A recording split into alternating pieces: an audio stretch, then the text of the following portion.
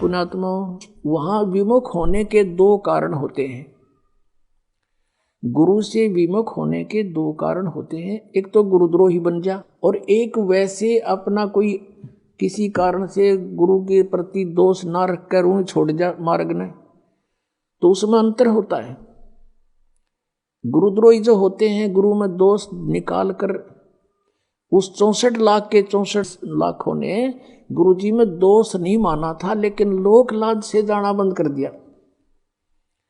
कुछ एक थे जो उसमें मुखिया से, जो कुछ टाइप के लोग होते हैं जो स्वयं निकम्मे गणे होते हैं, तो वो परमात्मा के विमुख दोष रखा करते थे, तो उनको गुरुद्रोही कहा जाता है।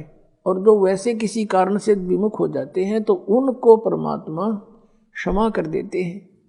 इनको मालूम है कि इन प्राणियों के ऊपर कई प्रकार के प्रेशर है, लेकिन अब पिछली पीढ़ी तक लाने के लिए उनको चार्ज कर दिया था, उनकी भक्ति करवा दी, उनसे दान धर्म करवा दिए थे, तो उस कारण से फिर मनुष्य जन्म मिलते हुए आप जी को अब तक आ रहे हो।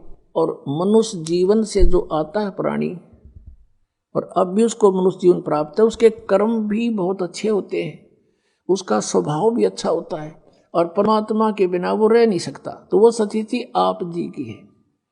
आप कहीं ना कहीं भटक रहे थे भगवान की खोज में, चाहे कर रहे थे कुछ भी, वही यहाँ आ रहे हैं। या बिल्कुल कोई नहीं कर रहा था, वो कोई एक आधा वैसे संस्कार वश ना उसका, तो वो वैसे एक आधा पुण्यकर्मी प्राणी होता है। वो एक आध कहता है जी मैं तो उसे पूजा किसी की नहीं करा करता, और नास्तिक भी नहीं था, तो वो अलग बात है, और वो भी सुखी था। और जो तुम साधनाएं करते थे, ऐसा लगता था जैसे हम ये पूजाएं करते हैं शायद ही नहीं से सुख है, और दुख आने लगे जब वो पूजाएं कोई सहयोग मिला नहीं। तो इस प्रकार हमने इस ज्ञान को भी समझना है और भगवान को भी जानना है। तो अब परमात्मा ने आपको ये ज्ञान साथ दिया है, और इस ज्ञान के आधार से, और पहले हमने जो फॉल पॉइंट हमारे हुए जिससे हम फेल हुए वो भी याद दुआ रखे थे दास ने। तो ये क्रोथा कांड जो हुआ, इसका कारण यही था कि इस दास ने नकलियां की पोल खोल दी सबकी, और इन लोगों ने अफवाहें फैलवा दी, मंत्रियों की और मुख्यमंत्रियों की, सरकार का सहयोग भी ले लिया, उनको मिसगाइड कर दिया कि वो क्रोधाश्रम में ऐसा होता। समाचार पत्रों में भी ऐसी भूंडी बदनामी कर दी, लेकिन मेरा एक भी बच्चा हमसे दूर नहीं हुआ, क्योंकि वो दास को बहुत गहराई से समझ चुका था। तो इसलिए आज वो जो पहले फेल हुए थे तुम आज पास हो गए। किस कारण से पास हुए? कि आप जी ने परमात्मा को पहचान लिया, आप शिक्षित हैं। वेदों को दिखाया दास ने, गीता जी को दिखाया, पुराणों को दिखाया, अन्य नकलियों के सब आपके सामने इतिहास दिखाए, तो आपको 100% विश्वास हो गया कि कबीर इज गॉड, और हमारे गुरुजी हैं, चाहे कोई कुछ भी कहो। तो इस प्रकार से वो जो पहले हम फाउल हुए थे, ईब ना हुए, तो अब हम पार हो जाएंगे। हमने भगवान को पहचान लिया, कबीर परमात्मा को परमात्मा मान लिया, और ऐसे बिना हम आगे चल नहीं सकते थे। ऐसी बेहुदी अफवाहें फैलाई गई थी समाचार पत्रों के माध्यम से, मीडिया के चैनलों के माध्यम से। यदि अब नया भक्त कोई आया हो और उनको देख ले तो आज भी नफरत हो सकती है उसको, लेकिन मेरे साथ जितने भी लाखों की संख्या में थे, एक भी वापस नहीं हुआ, क्योंकि ये बहुत अच्छी तरह समझ चुके थे। दास ने इनको तोते की तरह पढ़ा रखा था, या बैठा बैठा के, जैसे ही बाप के साथ प्रयत्न हो रहा है।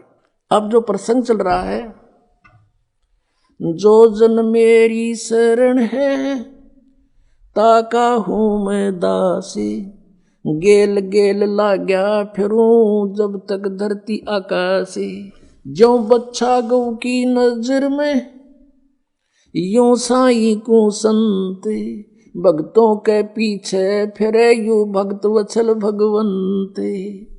परम पूज्य कबीर परमेश्वर ये भक्त वत्सल भगवान है। अब उन्हीं आत्माओं में से एक आत्मा मुसलमान घर में जन्म हुआ, उसका राबिया नाम था उसका, राबी। अब परमात्मा किसे दयालु है, जैसे आपको बहुत बार वेदों के प्रकरण दिखाए हैं। ऋग्वेद मंडल नंबर 9 सूक्त नंबर 86 के मंत्र 26-27 में, ऋग्वेद मंडल नंबर 9 सूक्त 82 के मंत्र 1, 2, 3 में, ऋग्वेद मंडल नंबर 9 सूक्त 96 के मंत्र 16 से 20 में, ऋग्वेद मंडल नंबर 9 सूक्त 1 मंत्र 8 और 9 में, ऋग्वेद मंडल नंबर 9 सूक्त 20 मंत्र 1 में, और भी अनेकों स्थानों पर समय आने पर मालिक की दया होगी इन वेदों का एक अच्छी तरह से जो अनुवाद किया जाएगा। तो वेदों में भी लीला लिखी है, भगवान ऐसी लीला करता है। वो परम अक्षर ब्रह्म पूर्ण परमात्मा है, वो ऊपर रहता सतलोक में, सचखंड में, और वहां से गति करके आता सशरीर, और वो 3 प्रकार से शरीर धारक है, 3 प्रकार के शरीरों से सभी का धारण पोषण करता है, सबकी संभाल करता है। एक रूप तो परमात्मा का सतलोक के अंदर स्थिर है, जिसमें करोड़ सूर्य करोड़ चंद्रमा मिला दे एक रोमकूप की इतनी रोशनी है, मनुष्य दृश्य है।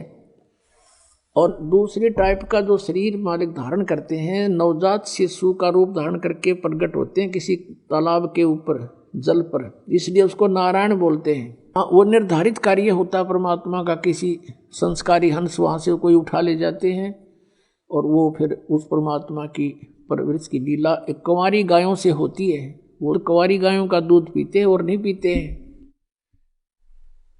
और वो परमात्मा वहाँ से चलकर आते हैं। वो कबीर देव है, कबीर साहब है वो, और अच्छी आत्मा को मिलते हैं, उनको ज्ञान देते हैं। तो इसी आधार से परमात्मा स्वयं भी कहते हैं, गोता मारूं स्वर्ग में जा बैठूं पाताले, कह कबीर ढूंढता फिरूं अपने हीरे मोती लाले। ये खुद भगवान भी कहते हैं। और जिनको परमात्मा मिले वो भी यही बताते हैं, जैसे आदरणीय नानक साहिब जी को मिले बेई नदी पर सचखंड से सतलोक से सतपुरुष आए कबीर देव जी, और उनको बेई नदी से अंतर ध्यान करके सचखंड में लेकर गए, फिर वापस छोड़ा सतलोक से।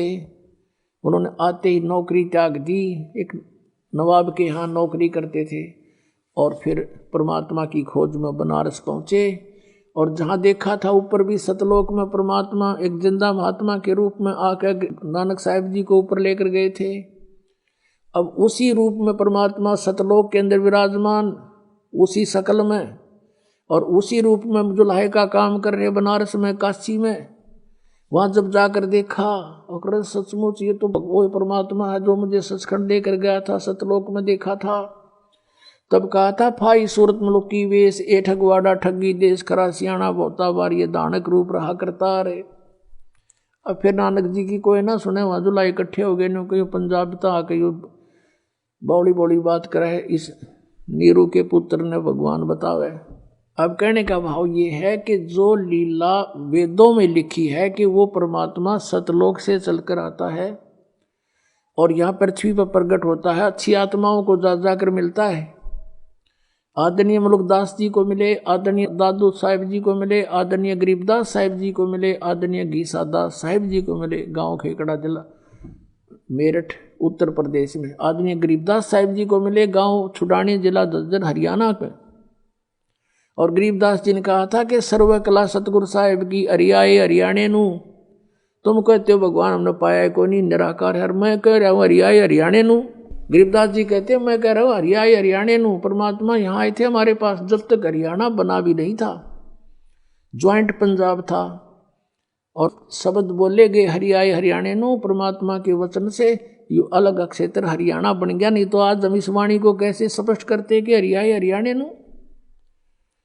तो ये हरियाणा क्षेत्र बना दिया मालिक ने, बनवाना ही था ये। कहते हैं साध वचन पलटे नीचे पलट जा ब्रह्मांड।